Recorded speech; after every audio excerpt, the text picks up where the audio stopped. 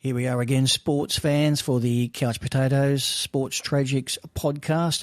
I've got Jet-setting Jordan here. Yes. He's been just come back from Bali. Yeah, the mighty Jordo has been off to Bali for 5 days. Actually watched a couple of games. Watched an NRL game and an AFL game in Ubud. So I think that's how I pronounce it. I just thought you hiccuped then. Yeah, well, mate, I did that as well a couple of times, I have to tell you. So yeah, the old Bintang. Yes, was definitely frequented. Yeah, my partner and I, we haven't been to Bali at all, but we've been to Thailand. Do they have ping pong over there as well in Bali? Well, they do, mate. They do have ping pong. It's quite a good game. It is a good game. I think thinking about it, I actually think that Thailand and a few places actually they have a competition over there. Yes, we went to a club and had a bit of a look at it all. Yeah, it was quite enlightening. Where are we? Thailand. Actually, I don't. Funny enough, Bali. I didn't go to the areas that might have had that recreational activity, but I don't think Bali's sort of anywhere near like that with Indonesia, like with Thailand is. But as far as like the beaches and climate and that kind of feel goes, they're very similar. Yeah, they are. They're roughly in the same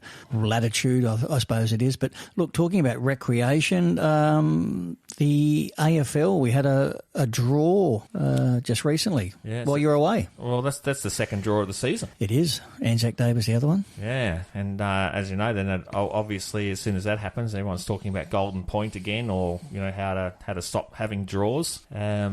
Because you'd think the way that the scoring is with AFL, you would think that draws would be fairly rare, but no, not at all. Like, you're going to cop at least one a season, which I guess this is pretty minor when you think about all the games. But still, with the scoring that goes on, it's pretty hard to score a draw. Well, it is, and I quite like the draws. Both sides come away with 2 points. Everyone's should be happy. Yeah, except when it comes to a grand final. Well, yeah, grand finals, yeah. But what are your thoughts on just in the normal rounds of a golden point or extra time? AFL had on, because obviously there's a golden point rule with the NRL, but there was still a draw even with that this year, wasn't there? There was. Yeah. I can't think which one it was. I'm pretty sure Manly was in it, but the golden point's been around since 2003 in NRL, and I think it's been a success. I think it brings the field goal back into the game. Yeah. Bit of a dying art, the field goal. But it's also going to add to a real sense of excitement too, like heading to the end, because I think if you have a draw, I think everyone goes away a little bit flat. Oh god, we just watched the game, 90 minutes of a game or whatever it is, and you're just like, oh, okay. So as far as I think the AFL is concerned, I wouldn't mind seeing an extra 5 minutes each way or something like that, 10 minutes each way, just to finish it off. Each way or a golden point? Ooh. For the AFL and the way it's scored and that, for me, I would probably go, say, an extra 5 minutes each way, just to see how we go, or 10 minutes, something like that. I think it would be better than the golden point. But having said that, the golden point would make it pretty damn exciting, wouldn't it? Well, it could be over in 30 seconds, couldn't it? Yeah, mate, you'd have, quick snap. Well, yeah, you have to have all that, but everyone would be down crowding the back, like it'd be pretty on, but you never know. So in the grand final, there's been 3 grand finals in the AFL, 1948, 1977 and 2010, where they've had draws and replayed the games. Yep. The 2010 was the last time they replayed. They've since then they've done extra time. Yeah. Well, actually, coming back to that, I just suddenly realised, I think in the everything but the grand final for the AFL, there is a time on. So they, obviously being finals, they want a result. So I think there's something that there is actually something in place when it comes to finals. I guess that's a benchmark or something you could lead into for the rounds. But those grand final draws, I think we were talking about earlier, there was one that was only about 25 points, but the other two have been blowouts. For the results. I remember the Collingwood St Kilda. Saints probably should have got that one and didn't, and then Collingwood went and got them by about 40. I think he said about 46 points. Yeah, 56 it was. Yeah. Oh, 56. There you go. And so that, interestingly, isn't it? So that the teams or whatever that they do, one obviously just runs out of steam, or was lucky to get there in the first place. Who knows? But yes, they're never really that close when it comes to the replays. Well, I think they started the extra time in the AFL due or subject to a game in 1990 when it was the qualifying final between Collingwood and West Coast. That was drawn.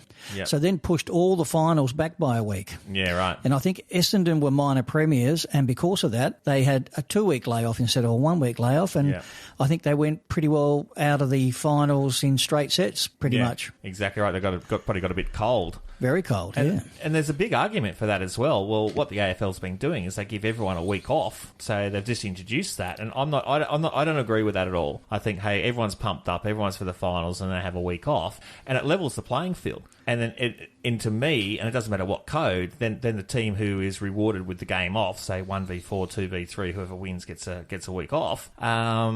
I think that's diluted, and it comes to the teams then, because they've had that week off already, they're a bit sort of fresher and end up taking them over because they've had that extra game under their belt running in. Yeah, you told me about that week off. Actually, sort of when it was happening, I couldn't believe it. I just can't see any sense in it at all. Yeah, I don't think there's any supporters, but the AFL in a long way. Even the draft is the same. Equality for all. But having said that, they give blockbuster Friday nights always to the dominant teams who are going to bring in the crowds for the dollar. So it's so they're trying to put everyone back to a level playing field. But what's the purpose of playing all those rounds? To get your top whatever teams. What is the top AFL? The semi-finals are made up how many teams? Sorry, so 8. I think it is 8. It's the same structure as the NRL. Yeah, okay. So 1, 4, 2, 3, 5, 8, 6, 7. Obviously, the 2 lowest losers are out. Play the 2 losers. Top 2 have a week off, and then so you get the semis, and you hit the prelim, and then go into the finals. Exactly the same. Yeah. Well, it works well in the NRL. I mean, but that week off sometimes aids teams. Sometimes it doesn't. Some sides can rest up and get over injuries. Other sides, if they keep playing each week, can get on a roll, build momentum, and catch the team out that maybe had the week off. Yeah, the NRL did have I can't remember the name of the system. I won't even say it. McIntyre system. I did have it. I was right. The McIntyre system, and I didn't mind that 1-8, 2-7, blah blah blah. There would be, and I'd definitely have to look this up. That it all changed one year. I think maybe number 3 went out or something, just the way it fell. Or number 2, number 2 couldn't, but someone really high up went out round 1, and everyone sort of kicked up and said, "Hang on, we've fought all this time and won 6 or more games, and what's going on?" And that's when the NRL made a decision to do didn't copy the AFL, but just decided that was probably a bit of structure. Oh, what is a bit of structure? I think it gives a bit of value to ending up higher up on the ladder, for sure. Yeah, I think the Raiders were the first, when they had a 5-team finals in 89, they virtually won every game all the way through and made the top 5 just and then won all their games and won the grand final, beat the Balmain Tigers. Yeah, that's actually a good story. I love the lower teams scratching through and getting through. I think the Western Bulldogs AFL did that once again when the week off thing came in, and they beat the Swans. That was 2014, something like that, 2017, and so they actually came through and won it from 7th, I think. Yeah, well, that's a good achievement. You like how I actually got a Canberra Raiders thing in there, plug in there again. Yeah, that's nice, mate. That's nice. Yeah, that's okay. I mean, that's the standard now, isn't it? It is. Yeah. Every week. I'm wondering what took you so long. Huh? Well, we might even rename this the Raiders. The Raiders Potty. It could be it could be the Raiders Potty. Famously in 1977, I remember there was a draw and a replay in the NRL. Well, it wasn't called the NRL then. I can't even remember what it was called. It might have been the Telstra Premiership or something like that, or the Winfield Cup. I think it might have been. Ooh, probably the Winfield Cup. I think it was Winfield Cup back then. Yeah. And there was a draw and a replay in the AFL as well, which was obviously was the VFL then. Yep. Yeah, there was. What was that game? Was that Manly Cronulla, that one?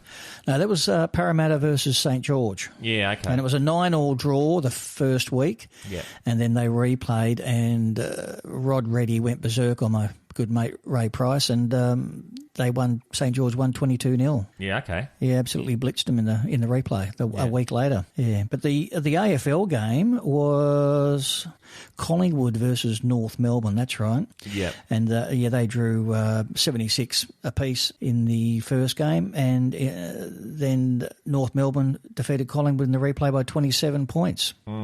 So, 27 points is pretty convincing, I suppose. Yeah. Yeah, depending on conditions. On on the whole thing about the draws and extra pushing it all out and everything. As you know, at the moment, I know once they're in the AFL, and we're all of just days gone by, you'd have the whole draw at the start of the year, and that was it. It wouldn't matter. Now what they're doing is getting halfway through and they're reissuing the draws and putting the blockbuster games like the big clubs or the teams that are doing better than others this time of year, and clinching the good nice Friday night spots and that kind of thing, where obviously they get more more supporters there, and that it's the AFL, NRL or anyone obviously has to look after their dollar. But at the same time, there's that then to start diluting from, the power clubs are always going to be the power clubs, even though you got the draft and that kind of thing. But the smaller clubs like your North Melbournes and that now are always going to struggle. They're just never going to get more members. They're always going to be propped up by the AFL. It's like all the struggling teams. It's certainly something to think about. Well, I suppose it's the broadcasters that determine that. They're after their advertising dollar, so they probably want to push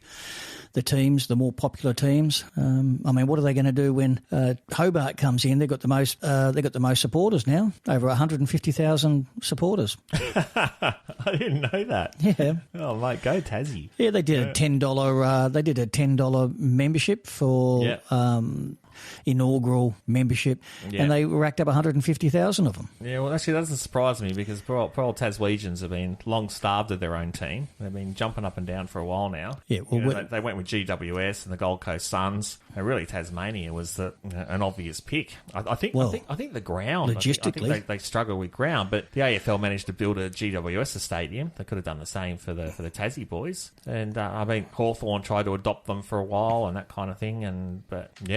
Anyway, I'm glad it's coming in. Well, that's a requirement of their entry, is that they've got to build a stadium which has got a roof. Yeah, well, that's right. Those 150,000 members are going to come in handy, maybe. What are your thoughts, a few years ago, and I think both the NRL and the AFL both did this, was actually try and condense, instead, rather than expanding, to 19 clubs. There was a time when Hawthorn, they tried to merge Hawthorn with Melbourne, for example. Obviously, Brisbane and Fitzroy did it. The Swans had to move to Sydney. Looking at NRL back then, the Newcastle, the Newtown dropped off, as well as that kind of thing, to sort of try and consolidate it. For me, you see a lot of struggling clubs, and you see the AFL, for example, who are propping up these clubs like North Melbourne and GWS as well. GWS is doing well, but they've got, my goodness, you get a home side, you get the aways over having more people turn up. So even despite the success of the club and everything, the AFL, the stronger clubs are propping up the lesser clubs. So I think there's an argument to even bring that down. Yeah, well, they tried to thin out the NRL, as you said. St George Illawarra had to amalgamate, and West Magpies and Balmain Tigers. That's pretty hard for supporters to do that. Like if you've been going for Balmain or West all your life. St George, that's one of the biggest names in World Rugby League, and they've had to merge. That's pretty hard to take. It was, and especially being the powerhouse they were, especially through the 60s and things like that. So it is. But hats off. You see I remember what South Sydney did to survive, and said, "Hey, we're not taking this," and we wouldn't have the Bunnies either. They tried to just get rid of them. Yep. Yeah, we touched on that in a previous podcast. That one. But, so we're sort of saying at the moment that you'd maybe like to see a little bit of extra time in the normal rounds, or just happy with the draw in the AFL? At the end of the day, being a spectator, I'm happy to see the better teams at the better times, because it is pretty exciting. I just sort of feel that, say in North Melbourne, just once again, North Melbourne invented Friday night football. They're the ones that came up with it, and that didn't last long. Oh, okay. So I just feel that these guys might struggle a bit because they don't get the same sort of exposure as the bigger clubs. But then again, the draft, I guess the argument is the draft and so forth should level it out at some point, and they should be getting the big games and getting back on their feet. But regardless, I think if you're a bigger club and you've got the resources, you're always going to do better or get the better out of your players and so forth. You can have a draft or whatever be equality. Look at St Kilda, have won since 1966. When the Swans, it took them 72 years or something to win in 2005. So it doesn't matter how equal you want to make the draw or the drafts or anything like that. It still, I think, comes down to your resources and the talent that you've got within. And that takes money. Yeah, exactly. And that's members, that's bums on seats, that's broadcast broadcasting rights, etc. Just finishing up a little bit on this one, I have got some stats on the NRL Golden Point. As of April of this year, 2024, 157 Golden Point games have been played. Okay. Yeah, and 18 of those remained a draw after the 10 minutes of Golden Point. Okay. So 15%. Yeah, is it? That's quick sums. Roughly, I don't know, something like that. Did well to work there. I didn't even see the calculator come out. Completely wrong. Well, it's pretty close. Yeah, pretty close. Yeah, something like that. Yeah, 12.5 probably. Yeah. Anyway, that's enough for the draws, the golden points in NRL and AFL. We'll move on to another subject for our next episode. Also, we'll be looking at, as State of Origin comes up in early June, we'll start sort of plugging that now. Looking forward to that. Yeah, we want to do a podcast from a local Ballina venue. We'd like to see a few people down there in their State of Origin gear, the Maroons or Blues, doesn't matter. Blues. Come on, Blues. We'll let you know more about that one. So until then, it's goodbye from me, the Sportzologist and Jetsetter Jordan. Right, talk to you soon. Cheers.